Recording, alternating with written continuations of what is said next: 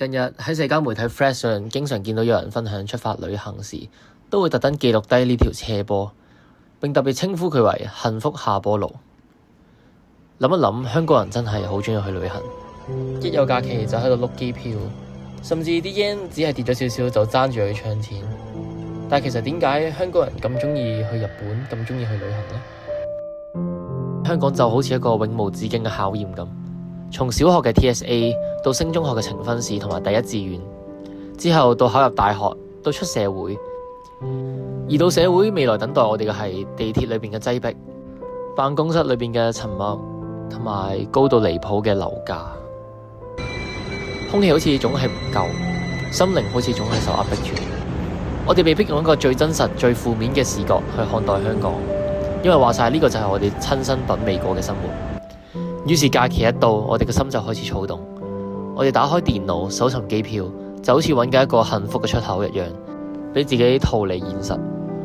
所以我哋都會不自覺咁換咗一個美好且主觀嘅視角去觀察住日本。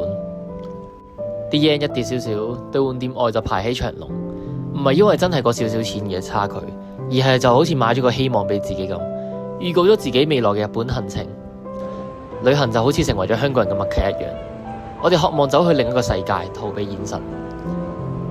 幻想住日本嘅櫻花、日本嘅街頭風景、日本羅森便利店裏邊嘅小吃、甜品嘅香氣。幸福嘅下坡路帶住我哋走向呢啲幻象，佢令我哋相信住幸福就喺飛機嘅另一端，並且落地之後我哋可以短暫忘記現實。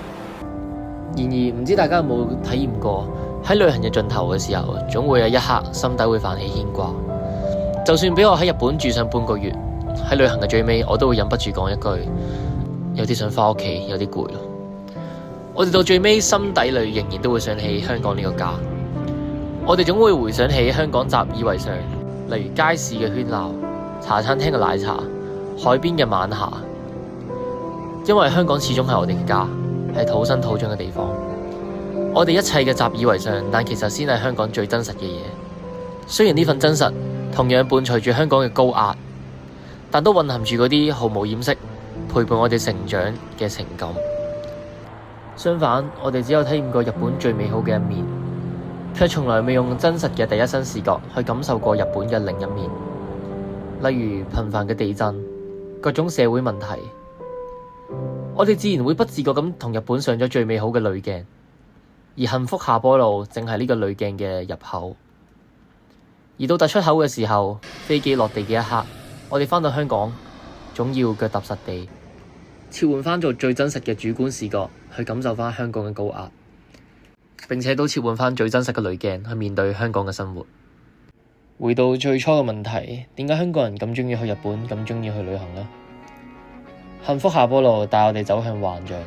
但同樣都帶我哋回到真實。我哋明知旅行只係一場夢，只係一場幻覺，但我哋仍然願意沉浸其中，因為呢場完美無瑕嘅夢可以令我哋抽離身份，逃離現實。但同時都因為佢嘅完美無瑕，佢令我哋知道眼前嘅絕對唔係真實，而我哋總有一天要醒過嚟。